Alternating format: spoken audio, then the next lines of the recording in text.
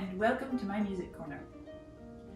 This January was the 20th anniversary of my first music lessons, and in celebration of the milestone, I visited my harp teacher recently, and we spent an afternoon talking about her recollections of me as a student and revisiting some of the memorable events along the way. Of course, both of us being very passionate about teaching, it was impossible for us to confine ourselves to my story only, and so we spent time talking about students and teaching and the things that really make a difference between success and failure. Here is some of the conversation from that afternoon. So, as teachers, we deal with students of all types and abilities. Correct. And we're always working to show them their capacity to succeed. Correct. Some do, while others choose not to. Correct. Was there a certain moment or process or trait that made you sure that I was going to carry it through? Absolutely. I remember sitting at the Renaissance Center, and you were in a class, a group class. That's how I started everybody at that point. And I was aware that you were watching me and watching details of my teaching more intently than anyone else in the class. It's one of my first memories of you. And I look for a student to be that detail-oriented in conversation and observation. When I ask a student initially, tell me about yourself, when the student says, I don't know, that's not the answer I'm looking for. The student can tell me anything. I'm wildly enthusiastic about baking. I'm wildly enthusiastic about playing lacrosse. I love gardening. I want to see some passion, and I want to see some insight into the student's detail orientation. First thing. Second, I look for work ethic above all things. If I see a student, when given a task, try in a detailed way, and try repetitively, and look at creative ways to keep trying, rather than just slamming himself or herself against a wall going, I can't do this, or this is hard. I also look for a student who doesn't say, this is hard. I never heard those words come out of your mouth. Really? Really. I saw some tears. I'm used to it because I know I'm demanding. But the tears were from your own frustration at not being able to master a process quickly enough for you. You're always mastering processes quickly enough for me. But I look at what the student is learning from his or her own learning process. That's one of the things I initially look for in a student. I look for a student's independence. You were definitely that. You came from a family with 8 siblings, but you were definitely you. I was not seeing cookie cutter children in this family. I was seeing 8 individuals, including the baby. So that made a huge difference. I look for an intelligent take on the questioning process, not a set of questions that comes out because the student is having a difficulty, but a set of questions that comes out because the student is keenly interested in how to better his or her playing or his or her understanding of the process. All of this I saw in you. I saw a sense of meticulousness. I saw a sense of desire to do well. And it goes with my initial question to students who are old enough to talk to me about why they want to do this. And one of my questions is, how badly do you want to do this well? Or as one of my other kids phrased it, how bad do you want to be good? It's not a matter of showing everybody else, it's a matter of faithfulness to the task. And I saw you fitting into all those categories. So you make me sound like a model student. You were a model student. Were there any really aggravating traits that I had as a student? You were an oldest girl. Made you crazy? You were an oldest girl, but this is an oldest girl talking to an oldest girl. We are perfectionists. It's in our makeup, and we show our frustration in different ways. Your frustration level would be when you would make a mistake, and as in your first recital, and having missed one note, you were just shocked and in tears afterwards. I'll take that over the student who plays 79 wrong notes and just doesn't care. There's a huge difference. So I don't find that frustrating, except the constant watching you beat yourself up. So, no, you don't need to do that. And as a teacher, I've watched you be able to work around that in students and learn to cajole them so they didn't end up in the same space. But anything else, no. I felt like for starting the harp in your mid-teenage years, I could not believe the stick-to-itness you showed in working on even the tasks that were difficult for you, like sight reading. Sight reading is very difficult for someone who comes to an instrument that late, and you tackled it with fervor, you tackled it with determination, you tackled it even though you didn't like doing it. We all have things we don't like, but I look for that in a student, and you showed me you could do that. I think it's one of the reasons you did make it to your FR and do so well on it was because you just didn't exhibit any of those habits that are what I call the quitter's habits or the less than habits. The student who says, oh, it's okay, it's fine, it's 94%, that's good enough. No, never. So that approach is just the way I think, and it's the way I always approach things. Do you think that a student who doesn't come to it so naturally, that sort of stick-to-itness and meticulousness, do you think that a student who really wants to learn to play the harp well can overcome that? Yes. Or do you think it's just a built-in character trait that they're stuck with? I believe that a work ethic combined with responsible learning, listening to the teacher's way to do things, following those directions at all times, and a willingness to be single-minded in the approach to the instrument can yield amazing results. I have a child I'm teaching right now who, upon entry into the studio, I felt was not particularly coordinated and did not really understand, as well as 90% of the students, hand action. And getting this 9-year-old to just get freed up hands that followed my model, I didn't know if it were possible, but I'm always willing to give it a try because my motto is I can fix that.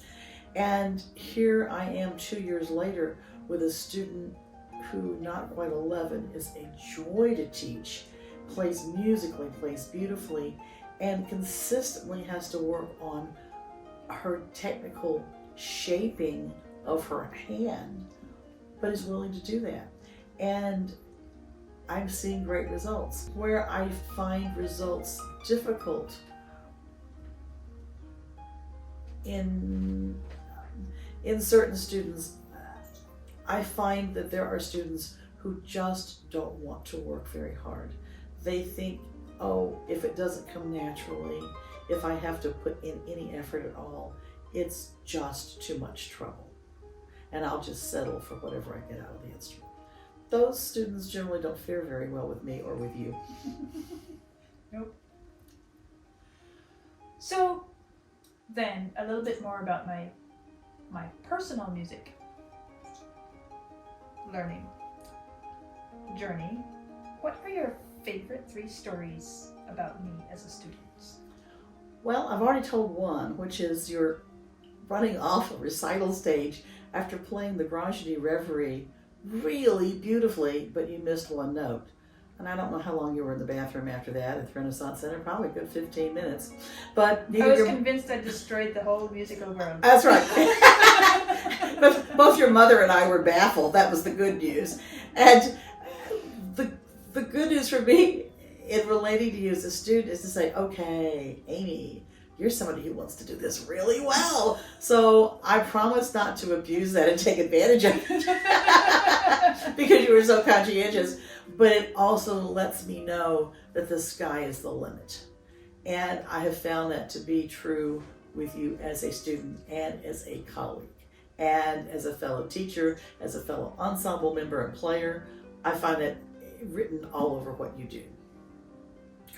Second story, in preparing for your FR, within 24 hours of taking the fellowship diploma of the Royal Schools of Music, which is an incredibly difficult examination, you had a broken pedal rod on a harp. And we were in a city that wasn't Nashville. I wasn't there. Of course, I have a teaching base there and we have friends there, but you had to switch kinds of harps, brand of harp, and do your examination on a harp you had never played previously. And you did brilliantly on the exam, and that spoke volumes to me. Your adaptability, your willingness to adapt and not just throw up your hands in the air, which we have seen from many a student in our time. But that was an insight into this young woman is exactly what I want in a teacher I have trained. This is a teacher who will go far and is going far simply because of her sheer get up and go no matter what the circumstances. A third story has to do with the fact that in 2010 we had an outrageous flood in Middle Tennessee, and your family's land where you taught, where your father was building instruments, was completely wiped out. And I saw you literally keep going without missing a beat. You were so gracious and so determined and so oriented toward helping the people around you. And that spoke volumes to me because it let me know the perspective of your life once again was where it needed to be.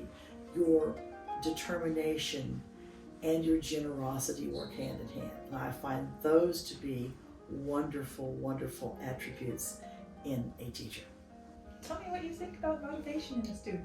Motivation in a student. It's interesting. This is one of those on and off discussions you and I have had for years. What makes a student motivated? What is motivation in a student? When you came in to study with me, it was not a situation where you were jumping up and down going, I want to play the harp, I want to play the harp desperately. But I saw that that was in you. You really wanted to do this. You wanted to do it right, and you wanted to do it well. And that motivation is what I look for, the attitude that keeps the eye on the far off goal as opposed to the eye on the bumps in the road. Mm-hmm. To me, that is real motivation. And I saw it in you as a student. I see it in you as a teacher and as a professional. The idea that no matter what discouraging situation shows up, there's an answer, there's a way through the problem. I look at a lot of students, I teach now, you teach now, we have had this discussion many a time. Why does student A work through the problem? Why does student B not?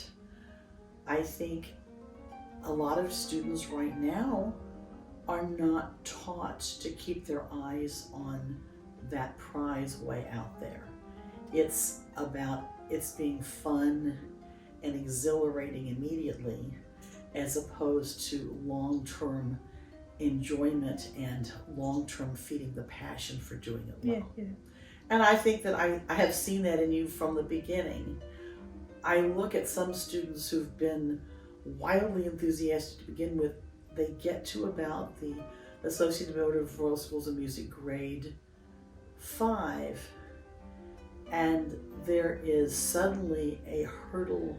And it's more work. It's more work, and they have to plan their work. And I think it's that process of planning work that a lot of students don't come equipped with from other places in their lives. That's the point at which, the planning has to become more long-term. Because you're no longer learning a piece in a month's time or a few weeks' time or even a few months' time. It's more like that piece needs to live with you for a year or 2 or 3.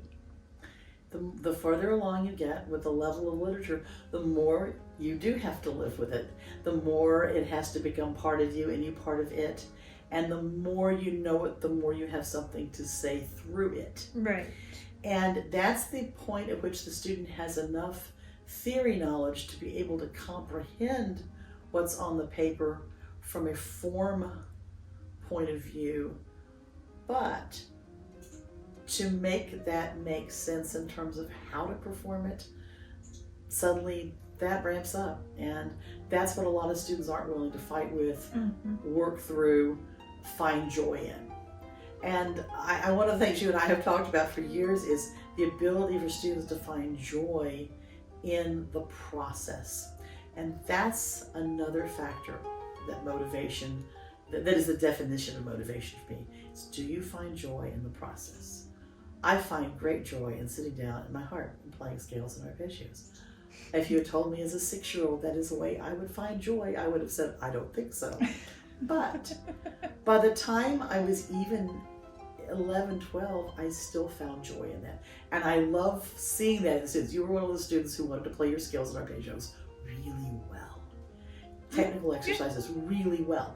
And they're incredibly satisfying. They are, and that's the motivation, because it's about playing the instrument well, not the, oh, look what I can do with the instrument.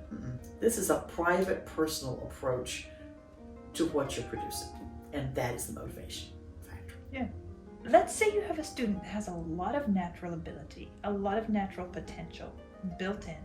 Everything is set up for success in that student's life, in their resources, and they seem like they should be successful. What traits or attitudes, because we've seen this happen, you've seen this happen, what traits or attitudes in a student like that commonly sabotages the entire success of that student? That's a great question. The success setup versus the sabotage factors. All right. I'll confine myself to a few examples. Let me talk about Mary Jane, not her real name. Mary Jane began studying harp when she was 4 and a half.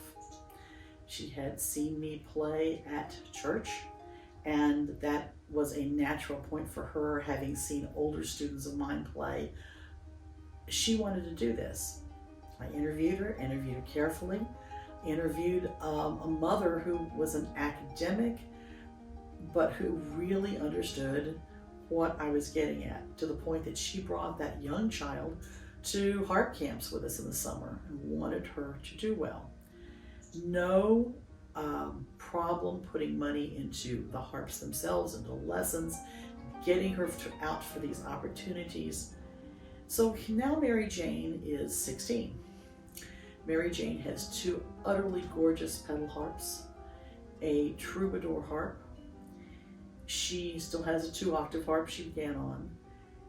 She should be, by all rights, sitting at the point she should be doing her LR or getting ready to learn FR material. Mary Jane is sitting at the point where she has been for 2 years, having finished her grade 6s with a distinction, but won't finish learning her grade 7 material. And I tell you this story because Mary Jane has chosen to sabotage herself with the most prevalent sabotage attitudes we see.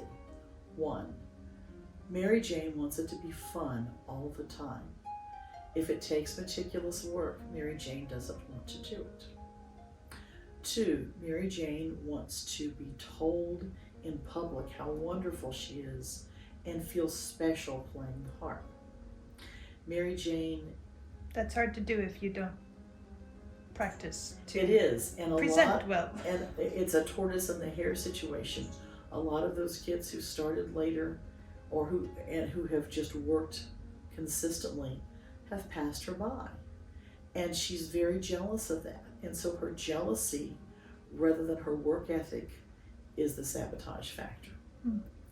Third, she feels that she needs to feel something about a piece of music in order to learn it. If she doesn't like the piece or doesn't understand the piece, she doesn't listen to it multiple times to understand why it is an option for her for literature to learn. Instead, she just says, oh, I don't like that. Or she'll start a piece, find it difficult, and not coming to her automatically, and decides then that she doesn't like it. So that's the third sabotage factor. Fourth sabotage factor is she doesn't practice regularly. This is the biggest sabotage factor I see in students. You know, you may not feel like brushing your teeth every morning or putting on clothes every morning, but to be acceptable in public, you need to do both. Especially if you're going to go outside. By now you're used to my stories like this. Mary Jane has never been taught you have to do it every day in order to succeed, in order to live. I wished early on that Mary Jane had a pet for which she was solely responsible, but that never happened. Having the responsibility and being reliable, that's a huge factor.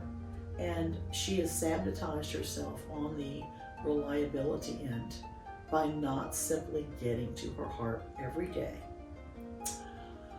The next factor is that she doesn't like to finish anything. She gives herself permission to get to the 90% point or the 85% point and walk away and say, oh, that's good enough.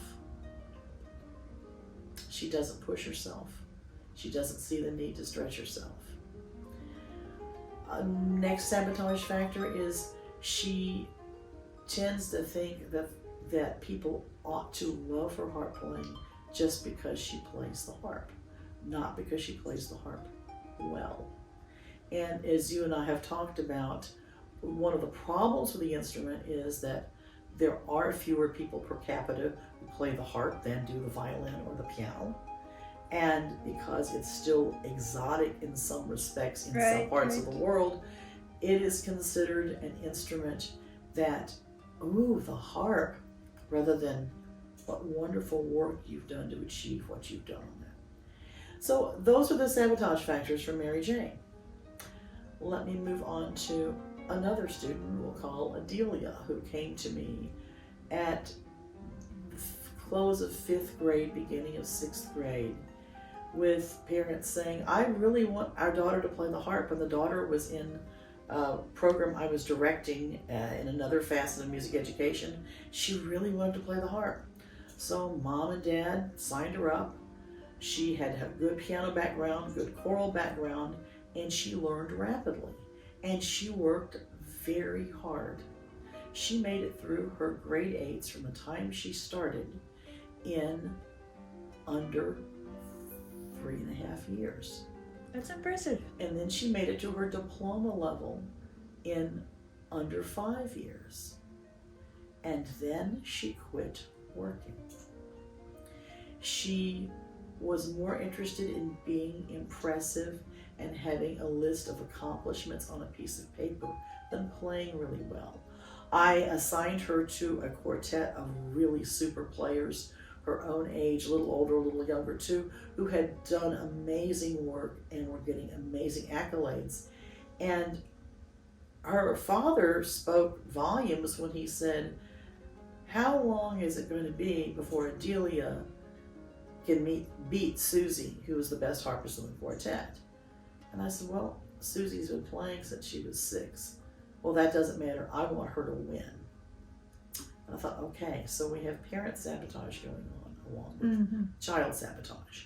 And that factor that I have to be the one who grabs the attention as opposed to I have to be the one who does the work became the big problem.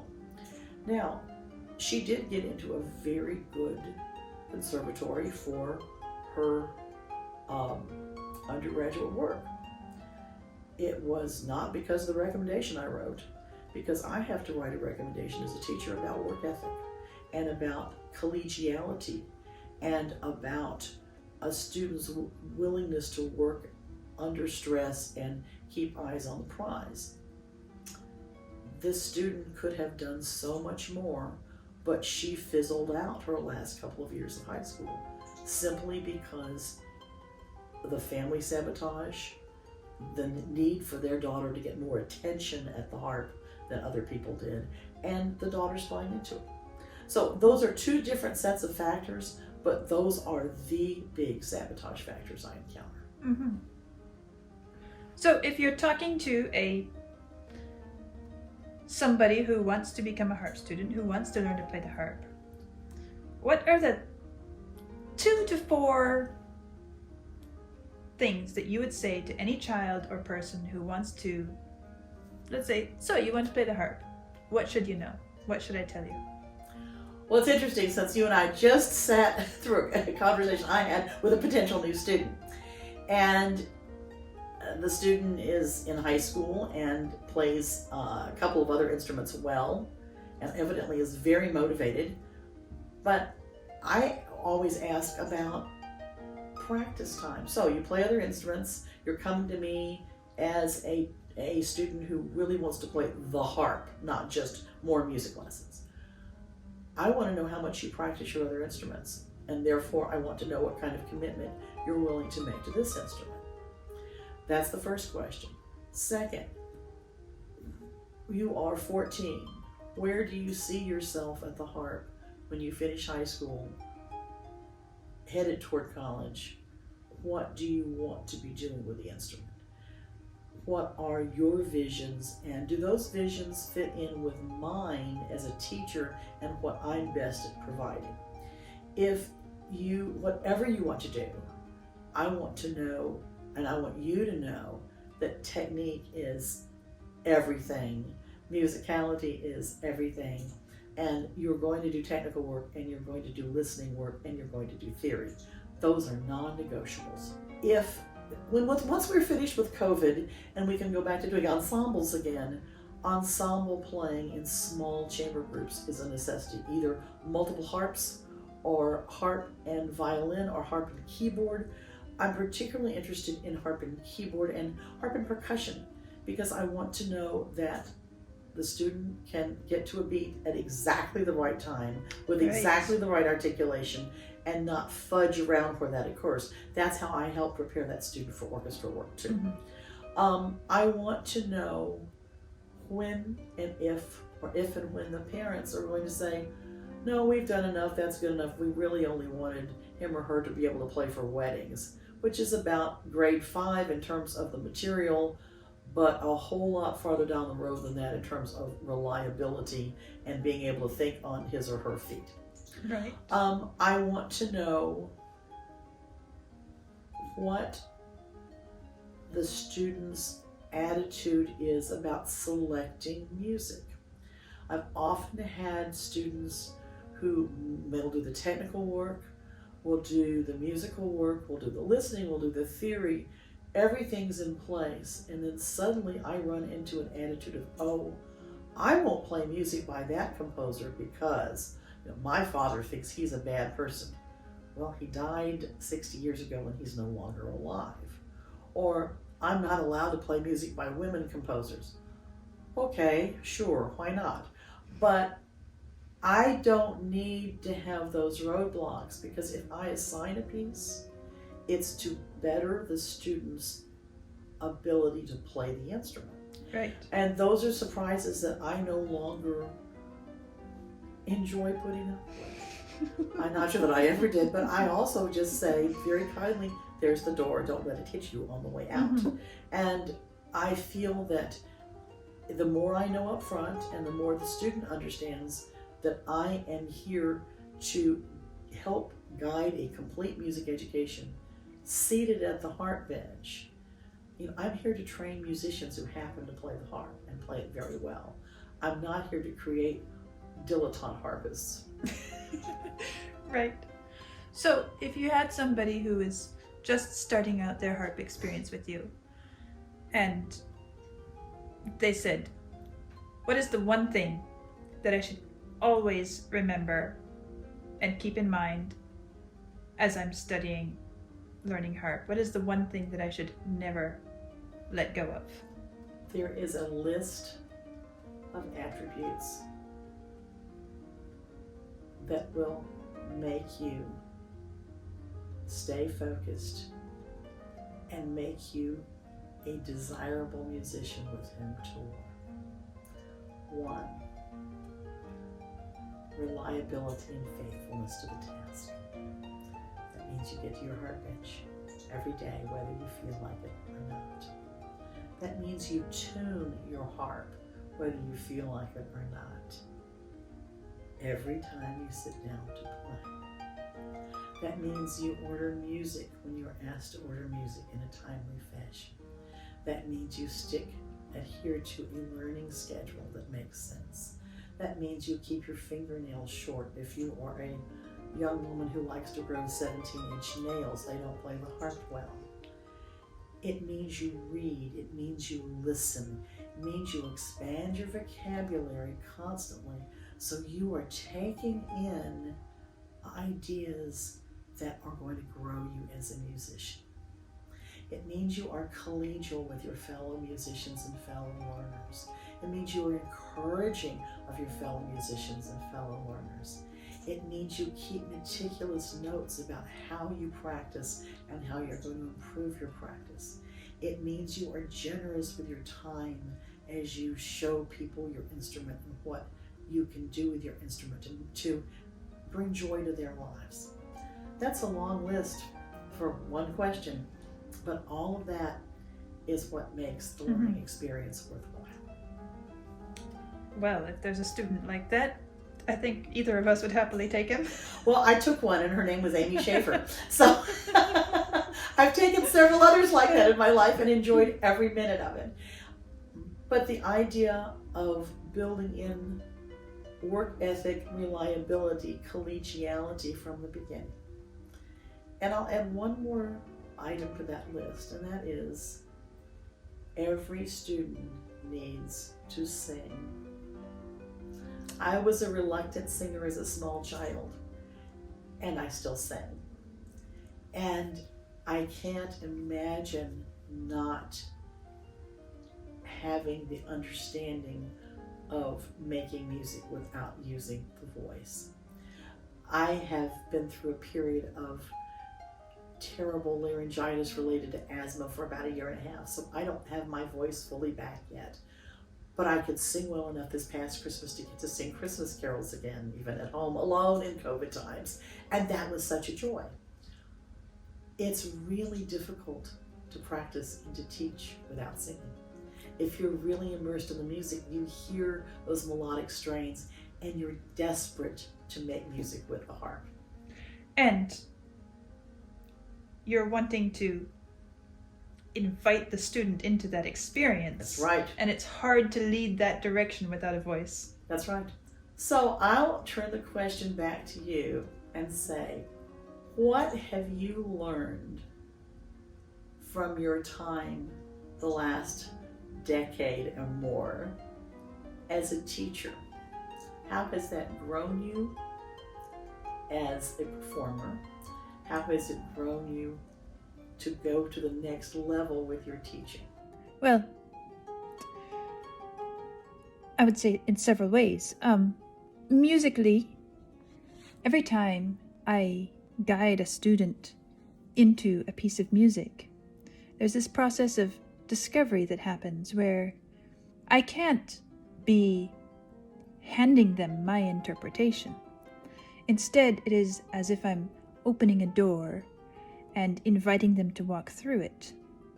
And because I know the room that they are walking into, it's as if I am taking their hand and entering it with them as a sort of a guide to draw their attention to things in that room that they should notice and they should become aware of.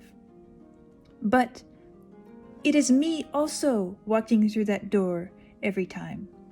And every time you enter a space, musically, there is always something new to discover. And so it's a fresh opportunity every time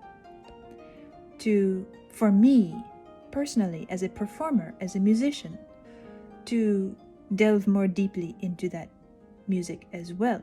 And so I would say that there is this element of musical discovery and close examination of music that has developed simply by my teaching experience through the years. Technical understanding too. We performers have to be technicians. We have to know the technique and be masters of the technique in order to make it work for us. And teaching the technique over and over to so many different people with different physical proportions and abilities, again, it makes you understand the technical elements in a very close-up way, where you're looking at every technical issue from every possible angle. And not just that issue, but where is it coming from? And is it even where we think it is? Is it somewhere else? That is the root of the challenge, or that is the way to mastery. And so it has developed my technical approach to the instrument as well, and fine-tuned my own playing in that way. As a performer, versatility is one of the things that we absolutely have to have. We have to be able to adapt and deal with whatever comes our way. And the same thing is necessary teaching as well. You never know what sort of challenges you're going to face. And so it has pushed me in terms of versatility that I don't think that I would have been pushed without my years of teaching experience. And all of these things, the musical discovery, the technical understanding, the ability to adapt and be versatile quickly, all can be summarized as preparedness for performance. They're things that we as a performer, every performer has to have if they're going to give the best performance possible.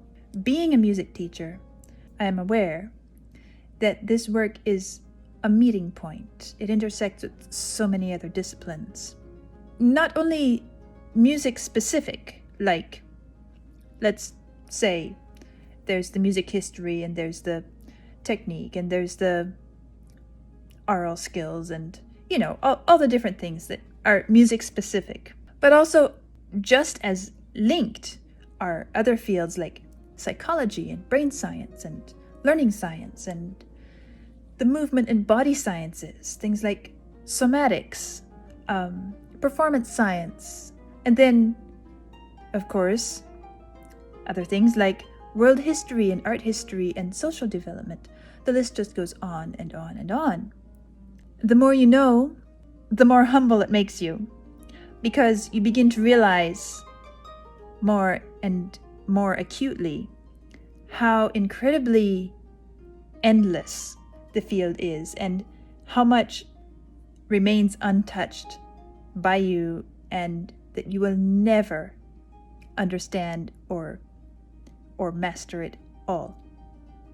And so, while I have become very confident in my skills and abilities, that's one of the things that experience does. You get confident. You know what you know. But it has also increased my awareness of how much remains for me to grow as well. And so I have this constant drive to go further and develop more and go to the next level. I would say that my teaching experience has shown me concrete, practical ways to do that. Because it's one thing to say those things and say you want to get to the next level, and it's another thing to build a pathway to that next level. And so I've become tougher on myself, more demanding, but also more understanding of the process and clearer about how I want to go, how I can go about it, and go through the process to get to that next level, whether it's as a teacher or a performer. So I would say that these are some of the things that I have gained as a performer from my teaching.